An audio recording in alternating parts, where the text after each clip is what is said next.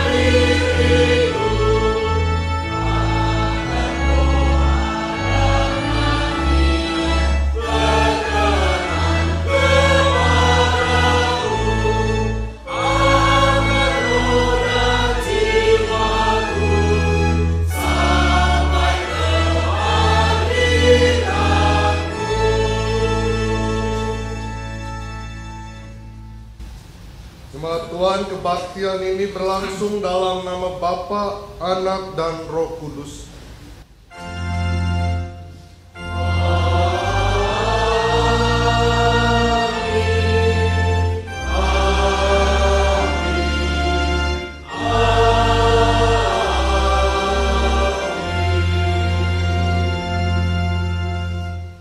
Kasih karunia dan damai sejahtera dari Allah Bapa kita dan dari Tuhan Yesus Kristus menyertai saudara sekalian. Dan menyertai saudara juga.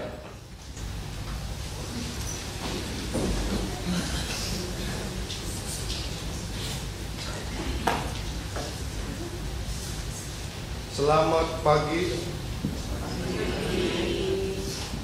Ada pepatah atau peribahasa mengatakan kalau tidak kenal maka tidak sayang katanya. Jadi saya pada kesempatan ini pertama-tama hendak memperkenalkan diri. Nama saya Yosef Tito Pardede. Saya melayani sekarang di GKI Kemang Pratama Bekasi. Lulusan Sekolah Tinggi Teologi Jakarta, dan saya satu angkatan dengan Pak Nuryanto yang saat ini melayani juga di GKI Kafurikori ini. Nah, pada saat ini saya diberikan kesempatan untuk memimpin kebaktian dengan satu tema yang menurut saya sangat berani GKI Polri untuk membuat ini menjadi satu tema ya. Maria Magdalena, kesetiaan sang pelacur. Wah, kalau zaman dulu mungkin sudah langsung ramai, sekarang untung saja ya, berarti semakin cerdas jemaat Tuhan di GKI. Saya akan membacakan satu bacaan dari Roma 12 ayat 2 yang menjadi juga penghubung dari bacaan kita tentang makna perubahan hidup dari sang pelacur. Itu yang akan kita bahas. Roma 12 ayat 2 yang berbunyi demikian. Janganlah kamu menjadi serupa dengan dunia ini, tetapi berubahlah oleh pembaharuan budimu, sehingga kamu dapat membedakan manakah kehendak Allah, apa yang baik, yang berkenan kepada Allah, dan yang sempurna. Mari kita meresponnya dengan menyanyikan Kidung Jemaat 157.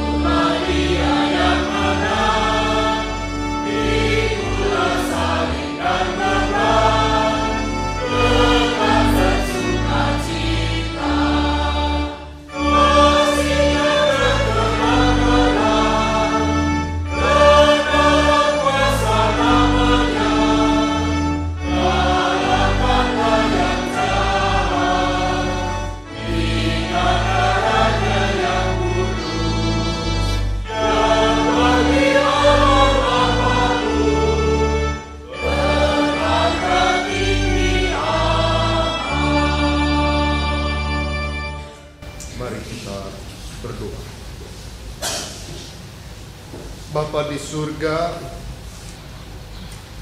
kalau pada saat ini Tuhan kami diberikan kesempatan untuk menyesali dan mengakui segala dosa kami,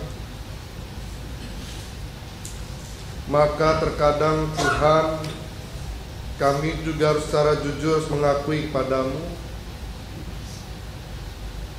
antara apa yang kami perbuat dengan kisah seorang pelacur di dalam Alkitab mungkin hampir tidak ada bedanya. Kami seringkali memperjualbelikan iman kami Tuhan dengan sangat murah hanya untuk mendapatkan kenikmatan duniawi semata. Terkadang juga kami gagal Tuhan untuk menjaga janji keselamatanmu itu, di mana Engkau sudah menebus di kayu salib. Dan kami juga gagal Tuhan untuk mampu meniru teladan-Mu, berkurban, menahan diri dari segala emosi, amarah, segala ketamakan, segala ketidakadilan, segala kejahatan demi kehidupan bagi orang lain. Maka pada saat ini Tuhan kami mohon padamu, ampunilah kami Tuhan segala dosa dan kesalahan kami. Di dalam nama Tuhan Yesus kami mengaku dosa kami. Amin.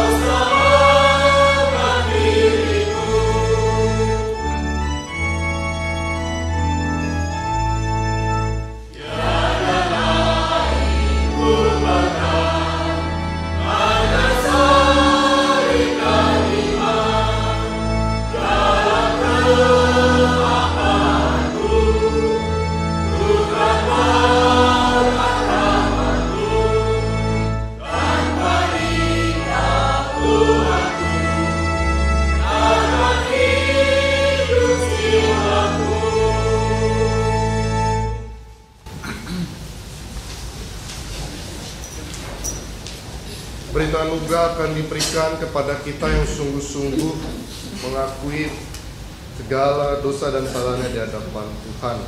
Berita anugerah terambil dari Yohanes 3 ayatnya yang ke-16.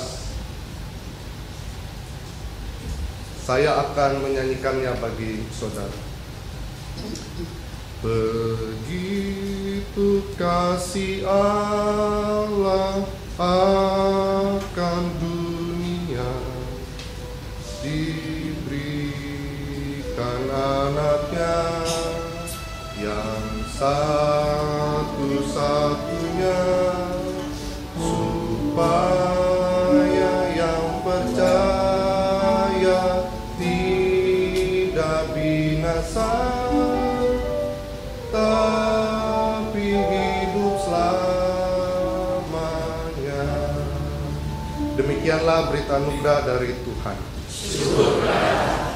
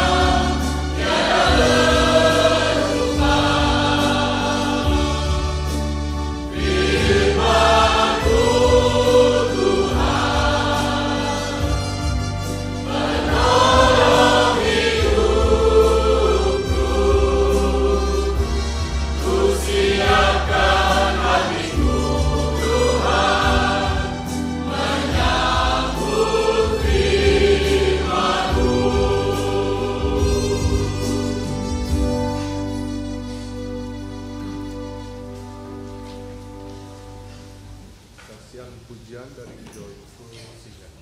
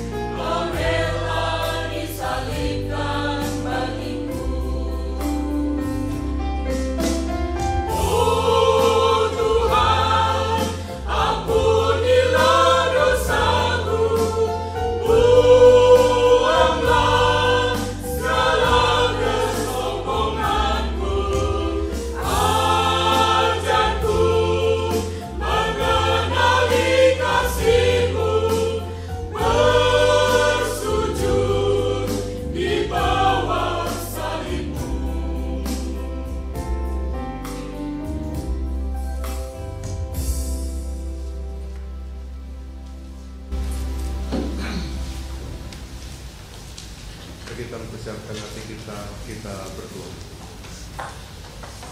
Bapa di surga, tiba saatnya Tuhan, apa yang menjadi kerinduan kami untuk belajar dari firman. Maka pada saat ini Tuhan, biarlah Roh Kudus boleh bekerja dalam hati dan pikiran kami, sehingga kami boleh menangkap Tuhan anugerah dan hikmat Tuhan dari firman. Jangan ada yang terlepas Tuhan, dekatlah kami satu persatu jemaat di tempat ini, sehingga ketika kami selesai dari ibadah ini, kami boleh membawa berkat dari Tuhan. Maka berfirmanlah ya Tuhan, karena kami semua umat-Mu siap untuk mendengar. Di dalam nama Tuhan Yesus kami berdoa. Amin.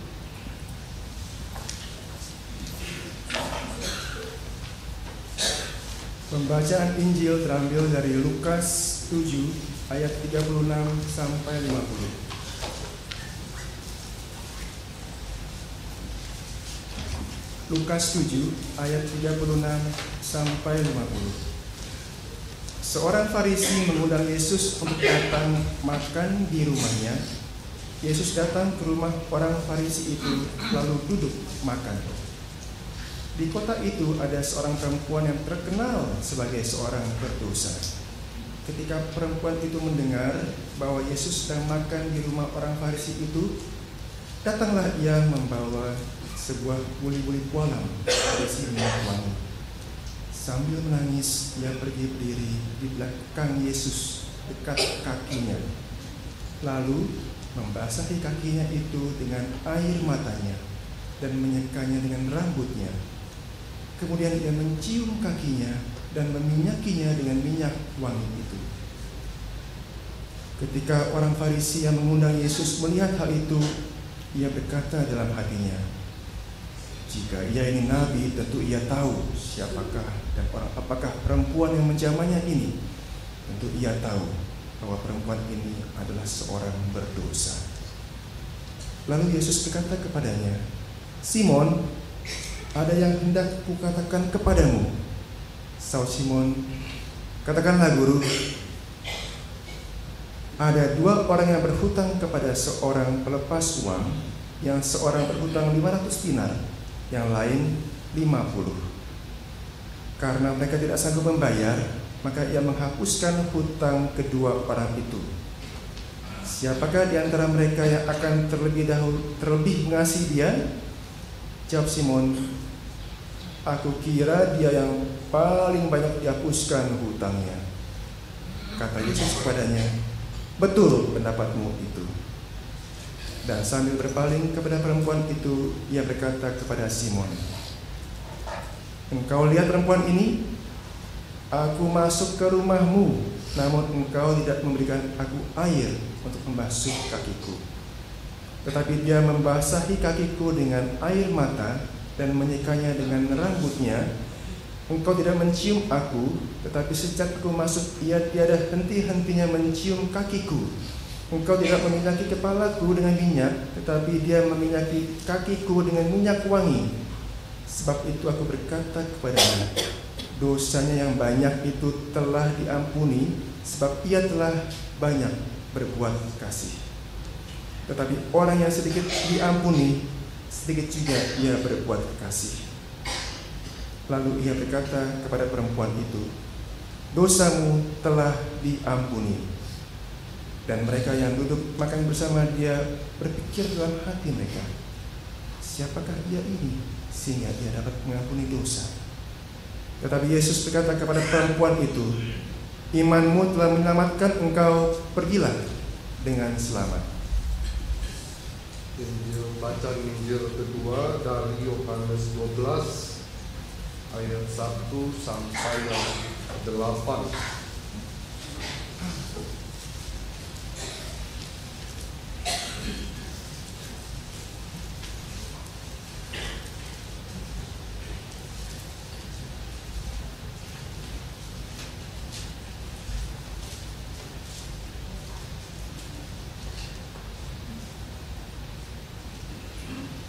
Yesus diurapi di Betania. 6 hari sebelum Paskah, Yesus datang ke Betania, tempat tinggal Lazarus yang dibangkitkan Yesus dari antara orang mati. Di situ diadakan perjamuan untuk dia dan Marta melayani, sedang salah seorang yang turut makan dengan Yesus adalah Lazarus. Maka Maria mengambil setengah kati minyak narwastu murni yang mahal harganya, lalu meminyaki kaki Yesus dan menyekanya dengan rambutnya, dan bau minyak semerbak di seluruh rumah itu. Tetapi Yudas Iskariot, seorang dari murid-murid Yesus yang akan segera menyerahkan dia, berkata, "Mengapa minyak narwastu ini tidak dijual 300 dinar dan uangnya diberikan kepada orang-orang miskin?" Hal itu dikatakannya bukan karena ia memperhatikan nasib orang-orang miskin, melainkan karena ia adalah seorang pencuri. Ia sering mengambil uang yang disimpan dalam kas yang dipegang. Maka kata Yesus, "Biarkanlah dia melakukan hal ini, mengingat hari penguburanku, karena orang-orang miskin selalu ada pada kamu, tetapi aku tidak akan selalu ada pada kamu. Demikianlah Injil Yesus Kristus. Yang berbahagia adalah mereka yang mendengarkan firman Tuhan dan yang memelihara. Hosea.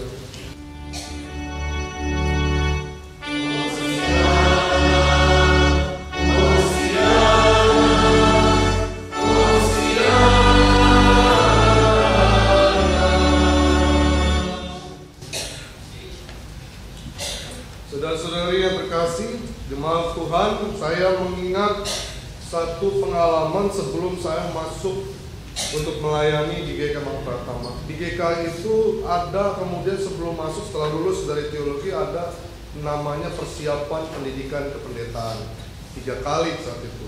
Lalu saya teringat yang ketiga, kami berangkat dalam Bina Kader itu ke satu desa Sendang Biru namanya di Malang Selatan. Itu satu desa yang akan kalau mau nyebrang ke Pulau Sewu. Di situ semua hampir sebagian besar adalah orang Kristen, tetapi orang Kristen yang unik. Kalau ke gereja mereka semua pakai peci, ya, dan pakai pendetanya juga pakai peci. Ya. Ternyata kami baru sadar peci itu bukan miliknya orang Arab, gitu, miliknya orang Jawa Timur. Ya. Dan pendetanya nggak dipanggil pendeta, dipanggilnya kiai. Itu dia. Kiai itu ternyata bahasa dari Jawa penghormatan terhadap orang bijak. Jadi ternyata ada banyak hal yang bergeser kalau kami baru sadar loh. Tapi saya teringat kiai ini, nah ini kiai ya, pendeta ini ya. Kiai ini kemudian ternyata memiliki satu pelayanan yang mengejutkan. Jadi karena itu adalah wilayah nelayan, kampung nelayan. Di sampingnya itu ternyata di balik-balik hutan dan semak-semak ada kayak kampung kecil yang ternyata adalah lokalisasi prostitusi. Tuh perempuan-perempuan dari berbagai daerah yang mungkin kebanyakan dari Bugis nyebrang datang ke situ. Dan kami kemudian diajak ke sana. Ini tempat pelayanan saya juga katanya bersama dengan pendeta, saya lupa pendeta, ada perempuan di gereja sebelahnya, itu kampung sebelah. Waktu itu datang juga, kami bersama-sama nih dari GKJW, gerejanya GKJW, melayani ini katanya, sampai ke tempat lokal seperti itu. Ketika nyampe, yang mengejutkan kami adalah kemudian berlarianlah para perempuan-perempuan itu menyambut sang kiai ini gitu loh. Puji Tuhan, katanya. Puji Tuhan, Pak Kiai, katanya. Tuhan memberkati saya. Kenapa, kata Pak Kiai? Hari ini pelanggan saya banyak, dia bilang. Saya sampai di situ dengan teman-teman langsung saling melihat menengok. Ini pelayanan apa ini? Pada saat itu kami tidak mengerti bagaimana ini bentuk pelayanannya gitu loh. Kemudian ketika datang masih ngomongnya begitu gitu loh. Puji Tuhan, makin ngomong puji Tuhan, ibadah lagi. Gereja, saya nggak habis pikir apa ya sebenarnya bentuk pelayanan. Pada saat itu, karena saya masih belum mengerti, masih polos, berpikirannya masih zaman dahulu, dan ini menjadi satu tantangan yang kita gitu ya, tentang bagaimana menghadapi atau berkacamata seperti Yesus. Mungkin pada saat itu hampir sebagian besar kami berpikiran seperti orang Farisi gitu. Orang Farisi dalam bacaan kita kan gitu, kalau dia nabi, seharusnya dia tahu dong siapa perempuan itu gitu loh. Pada saat itu juga saya jujur aja, apa ini gitu, pelayanan apa ini? Kalau bertobat dan berhenti sih nggak apa-apa gitu kan. Wah hebat sekali, ini masih gitu malah makin nama puji Tuhan gitu loh. Pelanggan saya hari ini banyak, nggak masuk akal gitu. Tetapi setelah ibadah kemudian ada sedikit perbincangan dengan sang kiai tersebut. Sang kiai tersebut menjelaskan satu hal yang menurut saya adalah makna dari bacaan kita pada hari ini.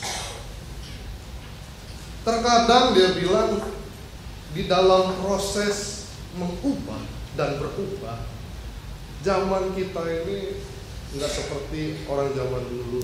Mungkin karena orang kampung lambat itu biasa. Tetapi bagi orang kota, lambat itu adalah sesuatu yang sangat menjengkelkan. Karena terbiasa untuk berrutinitas, beraktivitas dengan sangat cepat, lalu perubahan yang lambat itu menjadi sangat menjengkelkan, gak bisa diterima. Dan kita pengen instan gitu, sekali khotbah, sekali dibaptis, keluar udah langsung orang kemudian hidup baru dan benar-benar berubah. Enggak gitu. Malah kalau ada orang yang dibaptis pada saat itu langsung berubah, dipertanyakan ada unsur apa nih, motivasi apa tiba-tiba orang begitu berubah. Kita harus bertanya-tanya. Kalau ada orang seketika itu juga langsung berubah tanpa ada proses di dalam. Itu yang pertama. Yang kedua adalah kita selalu untuk cepat di dalam menghakimi dibanding untuk melihat dan mendengar sejenak pergumulan-pergumulan yang dirasakan. Pernahkah kita bertanya, ketika orang berdosa, ketika orang bersalah, apa penyebabnya orang itu jatuh di dalam dosa? Apa penyebabnya orang itu jatuh melakukan kesalahan? Ada apa gitu? Saya pribadi pernah dikritik rambut saya gondrong. Kenapa si Yosef ini rambutnya gondrong gitu padahal udah masuk gereja? Gak pernah nanya. Saya waktu itu CP kalau bagaimana saya bisa mencukur rambut kemudian kalau ternyata uang yang saya pakai pas-pasan gitu. Itu saya ingat tuh zaman saya dikritik itu rambutnya gondrong. Orang nggak nanya langsung. Mengapa kemudian orang tersebut kemudian menjadi seorang pelacur, menjadi seorang koruptor, selingkuh? Kita nggak pernah bertanya apa penyebabnya pergumulan. Langsung menghakimi itu berdosa, singkirkan, kalau perlu masukkan penjara. Ngomong-ngomong di penjara, Bapak Ibu, saudara-saudara yang terkasih, saya pernah ikut melayani GKI Gading Indah itu, jadi pengalaman saya praktek di sana. Melayani juga di penjara. Ternyata gitu loh, kalau orang masuk penjara, kalau pikiran kita keluar akan jadi baik, enggak juga. Orang masuk penjara malah semakin kemudian keluar makin jahat keluarnya. Ternyata di penjara itu nggak karu-karuan gitu. Kalau nggak ada pelayanan gereja mungkin segala macam, wah itu nggak karu-karuan keluarnya. Di sana kekerasan malah ya narkoba yang malah apa segala macam malah berkeliaran gitu. Malah bersyukur kalau ada orang datang ke tempat-tempat pengubahan, rehabilitasi atau apa, mungkin bisa berubah. Kalau ke penjara makin kacau. Jadi kalau begitu, kalau kita kembali ke dalam bacaan kita, ya di sini temanya Maria Magdalena. Kita mau belajar tentang bagaimana sih kepelacuran, keberdosaan pada zaman Yesus. Sebenarnya ketika Maria Magdalena dikatakan kesetiaan sang pelacur, nah ini satu pertanyaan. Dan ketika saya baru aja tadi pagi membaca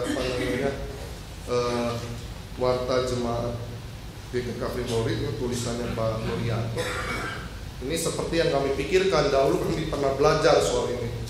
Kelihatannya Maria Magdalena yang dianggap sebagai pelacur itu mungkin kesalahan tafsir. Kalau cari Maria Magdalena, kan sekarang udah zaman modern ya, di searching Maria Magdalena dengan pelacur, kalau bisa menemukan hebat sekali. Tidak ada. Bahkan kalau Maria Magdalena itu selalu gambarannya adalah yang baik-baik, yang datang Guru Yesus segala macam, yang menangisi, gambarannya yang bagus-bagus tuh, nggak ada yang jelek-jelek kok. Menjadi masalah adalah siapa perempuan yang ada di dalam bacaan kita Lukas 7 tadi, yang meminyaki kaki Yesus, yang menangis dan segala macam. Di Yohanes 12 tadi dikatakan ada nama Maria gitu. Marianya tapi dari Betania, bukan Maria Magdalena. Kalau Maria Magdalena itu Maria dari Magdala. Jadi nama Magdalena itu dari kata daerah namanya Magdala. Ini dari Betania. Jelas bukan Maria yang sama.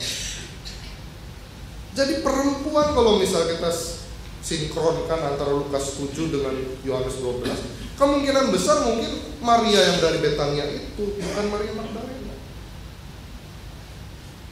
Itu pertama. Tapi kita singkirkan lah. Kalau itu kan sholat, kalau Maria Magdalena bukan pelacur, oke lah, selesai. Tapi kita fokus pada sang pelacur tersebut. Siapakah pelacur pada zaman itu? Sehingga kita mampu menjawab pertanyaan, mengapa dia melacur? Mengapa dia melakukan dosa? Kan itu pertanyaannya. Kita nggak pernah nanya itu. Coba kita simak. Kalau kita baca ada yang punya Alkitab studi Alkitab dari Lembaga Alkitab Indonesia, di situ ada penjelasannya baik sekali. Ada 2 jenis pelacuran pada zaman Yesus. Yang pertama adalah disebut pelacur kuil, karena penyembahan dewa-dewi berhala pada zaman itu yang disembah dewi kesuburan, sehingga di dalam ritual mereka perempuan itu menjadi alat ritus. Rahimnya itu simbol kan kesuburan, sehingga perempuan-perempuan suci itu bebas. Jadi kalau pengen tanahnya subur, dapat berkat, pakailah perempuan-perempuan suci ini gitu. Itu yang pertama, bebas dipakai zaman itu. Itu yang pertama. Yang kedua adalah disebut pelacur karena janda. Jadi zaman Yesus patriarkinya luar biasa, parah sekali. Yang namanya perempuan kalau sudah jadi janda, ya. Jadi sudah deh, itu namanya mati segan, hidup juga tak mampu.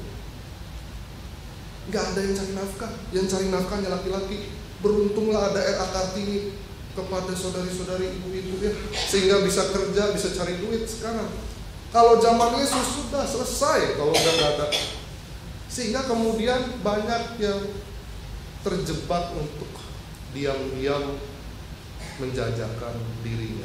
Bukan kepada orang Yahudi, bukan, tapi kepada orang-orang asing. Karena kalau ketahuan orang Yahudi, dia akan dirajam sampai mati. Gak mungkin dia menjual kepada orang Yahudi, tapi kepada orang-orang asing, supaya gak ketahuan.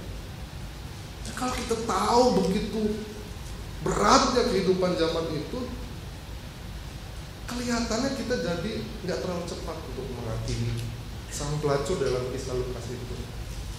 Dan kelihatannya Yesus berpikiran seperti itu. Kalian para Farisi, kalian para murid-murid itu tidak tahu situasi yang belum saya tebus, artinya yang belum dia usahakan, yang dia kan masih dalam karya pelayanan.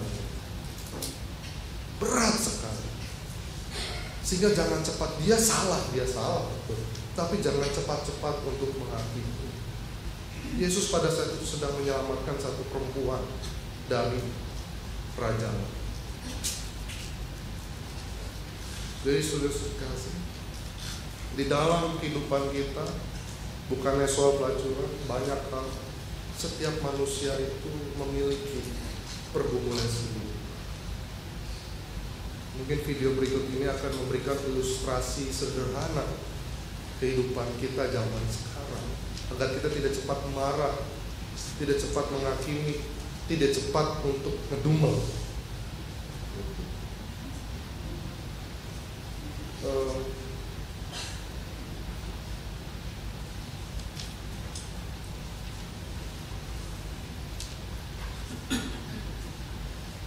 Ya, powerful video yang tadi.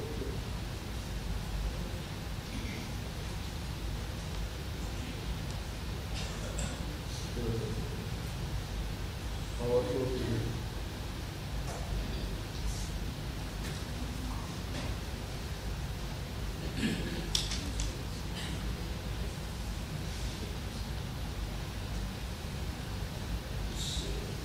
Seorang pemuda tiap paginya selalu mengeluh dan marah karena setiap pagi anak kecil ini selalu mengganggunya. Hampir saja tertabrak, bisa terbesar.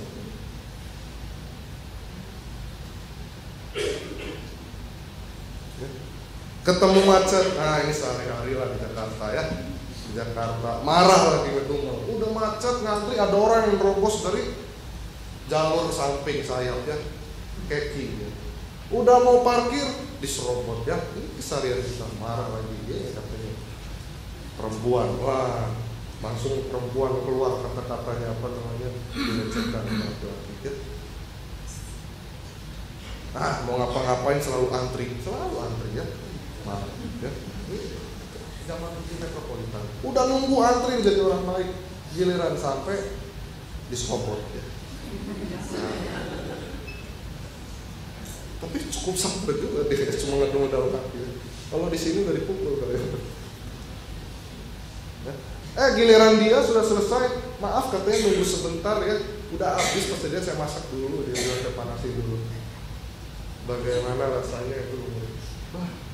Ya, sial sekali hidup saya katanya. Lalu kemudian dia duduk, datang malaikat Tuhan dalam bentuk ya seperti ini. Kisahnya seperti itu dalam namanya. Malaikat Tuhan ini memberikan kacamata.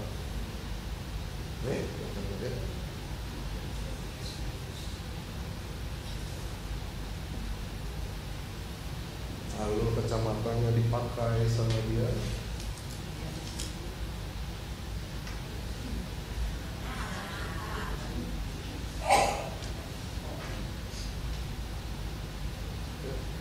Lalu hal-hal mengejutkan terjadi dalam hidupnya. Tiba-tiba semua orang kelihatan jelas ada tulisan-tulisan. Ada orang yang sedang bakti, tidak menghargai hidupnya, tidak punya tujuan hidup, nggak pernah ngerti arti persahabatan itu apa, baru kehilangan yang tadinya robot pekerjaan, gimana nasib nanti. Ada yang sedang berjuang keluar dari kecanduan, kaget ya. Ada yang nggak pernah gitu ya, harus memberi makan, bekerja, jualan. Yang tadi ngerobot ternyata baru berduka kehilangan sahabatnya. Ada yang baru ribut sama suaminya ya. Ada yang kabur dari rumah. Semua jadi kelihatan jelas. Semua jadi kelihatan jelas. Dan itu menyentuh hatinya dan berdampak.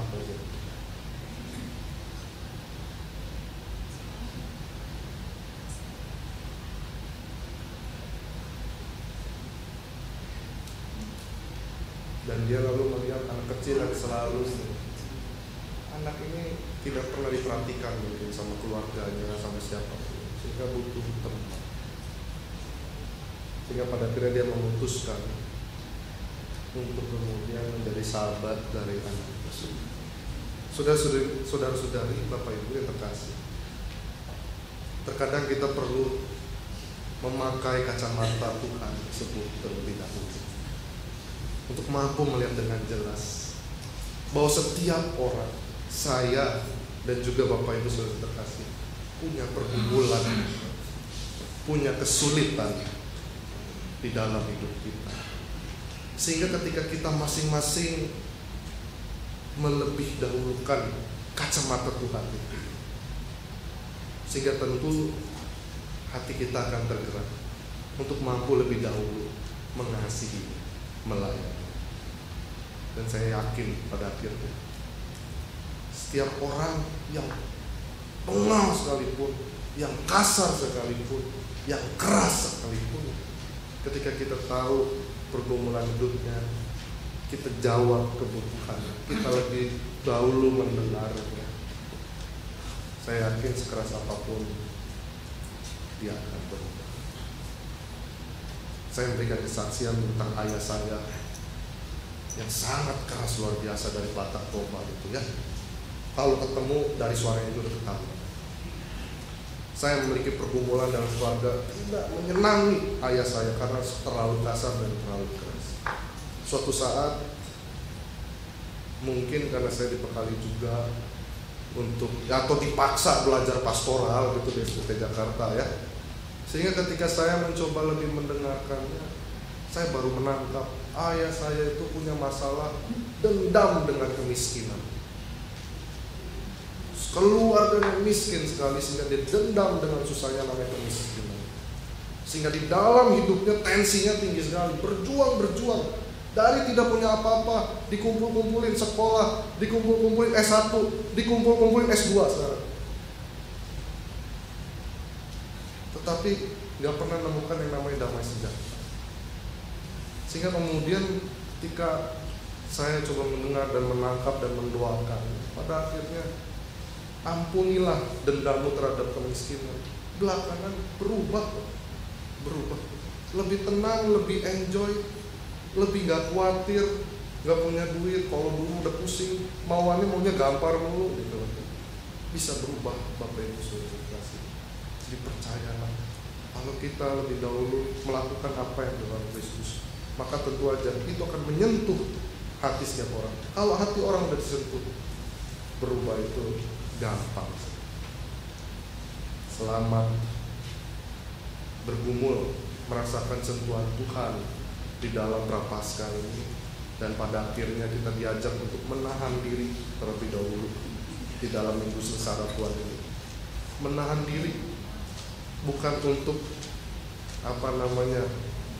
kepentingan diri sendiri, tapi kita belajar spiritus menahan diri agar orang lain menjadi hidup dan menemukan Tuhan di dalam kita. Selamat Prapaskah 1. Tuhan memberkati. Amin.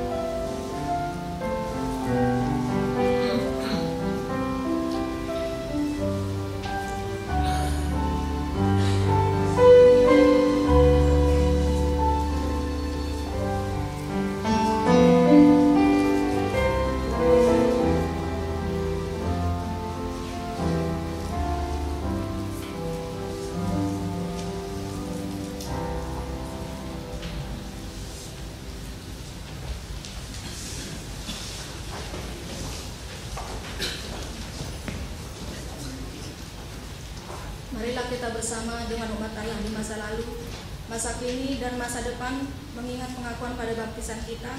Menurut pengakuan Imam Rasuli demikian: Aku percaya kepada Allah, Allah yang Maha Kuasa, Tuhan langit dan bumi, dan kepada Yesus Kristus, Anaknya yang tunggal kepada kita, yang dikandung daripada Kudus, lahir dari anak darah Maria, yang menderita sengsara di bawah pemerintahan Pontius Pilatus, disalibkan, mati dan dikuburkan, turun di dalam kerajaan maut.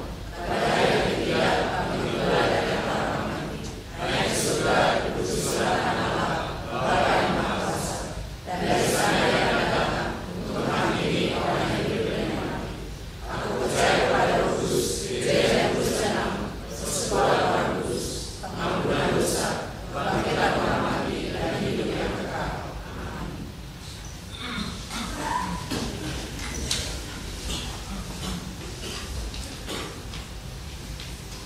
Kita berdoa. Bapa, kami kembali datang dalam hadirat-Mu Tuhan. Pada kesempatan ini kami mohon pada-Mu Tuhan, kami mau berdoa bagi jemaat-Mu Tuhan di tempat ini yang mungkin sedang mengalami pergumulan sakit. Tuhan, biarlah melalui obat-obatan kasih Tuhan juga nyata di dalamnya, melalui tangan-tangan dokter, melalui cinta kasih dari keluarga maupun sahabat.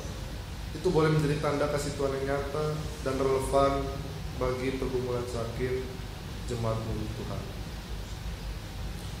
Sehingga biarlah itu jemaat-Mu Tuhan yang bergumul dengan sakit beroleh kekuatan dan semangat juang untuk bergumul dengan sakit. Dan kiranya Tuhan, Engkau berbelas kasihan, menganugerahkan kesembuhan, pemulihan bagi jemaat-Mu yang berjuang dengan keras dan tetap bergumul dalam iman melawan pergumulan sakit.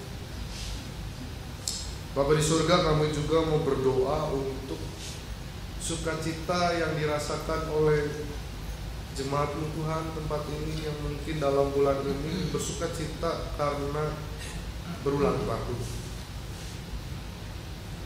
Tuhan, di tengah ulang tahun 1 tahun lagi Engkau anugerahkan kehidupan dalam hidup mereka.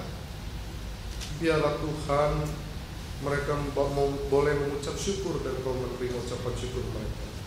Tetapi biarlah jemaat-Mu yang berulang tahun tersebut bukan hanya mampu mengucap syukur, namun mampu melihat dengan jelas bahwa Tuhan setia memelihara dan menolong kehidupan mereka dari masa lalu sampai mereka ada saat ini. Dan dengan itu semua, ketika mereka menatap masa depan yang masih penuh dengan misteri, mereka boleh meresponnya dengan tetap percaya Tuhan yang menolong mereka di masa lalu juga akan menolong dan memelihara mereka di masa yang akan datang. Tuhan, kami juga berdoa bagi panitia 2BG yang saat ini sedang mempersiapkan kegiatan dan acara Paskah 2014. Biarlah Tuhan mereka mampu mempersiapkan segala sesuatunya dengan baik. Anugerahkan mereka Tuhan kejelian untuk memanage waktu, tenaga, dan pikiran mereka, sehingga sungguh-sungguh seluruh hidup mereka di dalam panitia tersebut mampu menjadi persembahan yang harum untuk Tuhan, sehingga kemudian setiap acara yang dipersiapkan dengan baik tersebut boleh mengantarkan jemaat-Mu di GKI Kafling Poring Tuhan semakin mengalami perjumpaan dengan Tuhan yang hidup melalui peristiwa Paskah, sehingga sungguh-sungguh Tuhan iman dari jemaat-Mu di GKI Kafling Poring Tuhan boleh semakin bertumbuh dan pada akhirnya Tuhan berbuah, dan buah itu mampu dinikmati oleh banyak orang. Dan Tuhan,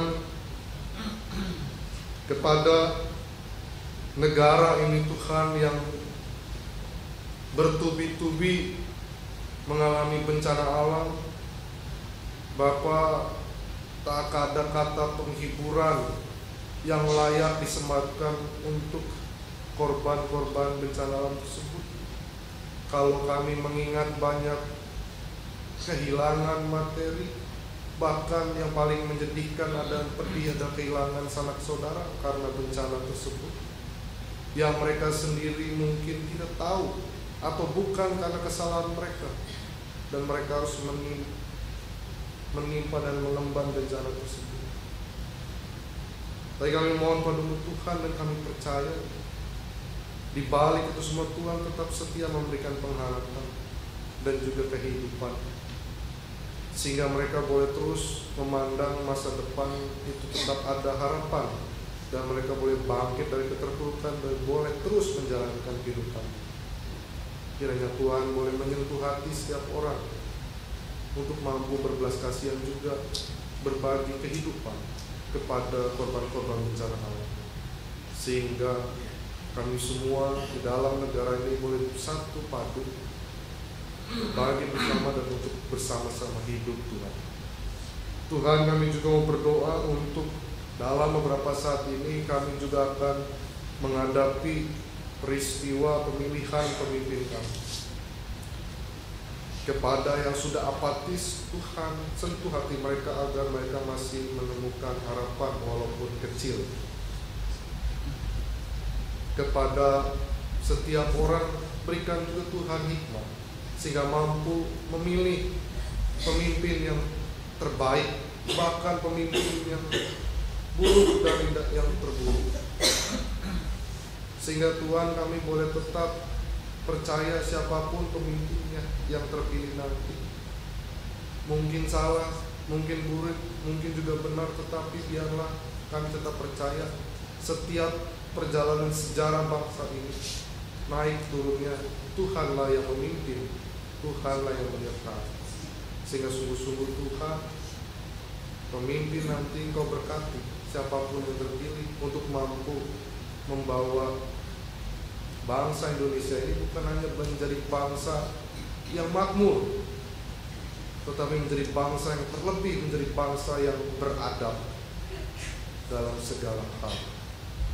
Inilah doa kami Tuhan, yang kami alaskan di dalam nama Tuhan Yesus yang mengajarkan kami berdoa. Bapa kami Yesus, dikuduskan, datanglah kerajaan, jadilah dikudus. Berilah kami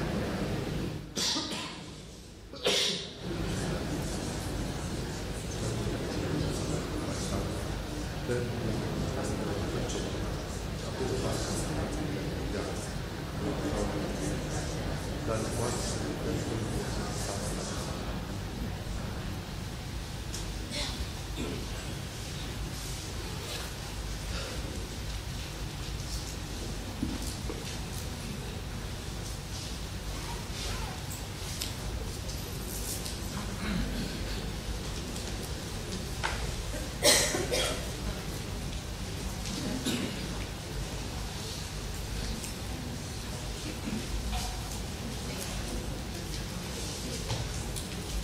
Tiba saatnya kita akan memberikan persembahan yang terbaik kepada Tuhan. Nas persembahan kita di minggu ini terambil dari kitab Mazmur. Kitab Mazmur pasalnya yang 136 ayat pertama. Bersyukurlah kepada Tuhan sebab Ia baik, bahwasanya untuk selama-lamanya kasih setianya. Mari kita menaikkan pujian dari PKJ 147 ayat 1 sampai 3 di sini aku bawa.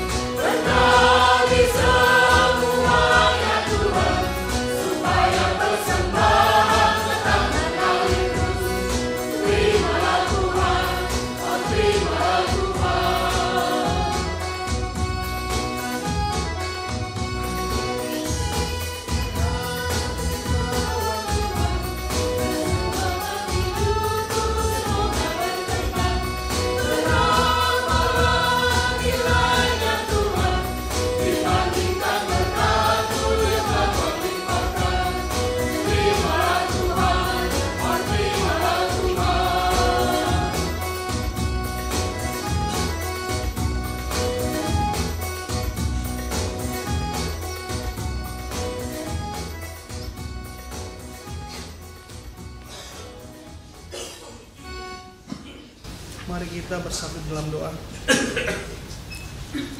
Ya Tuhan, inilah persembahan kami.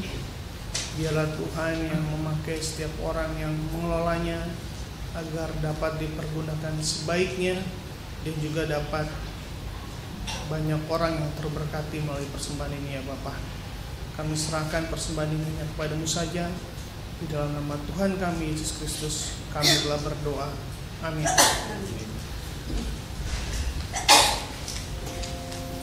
Kita akan menaikkan pujian pengutusan dari Kidung Jemaat 369A ayat pertama sampai 3. Ya Yesus, Ku berjanji.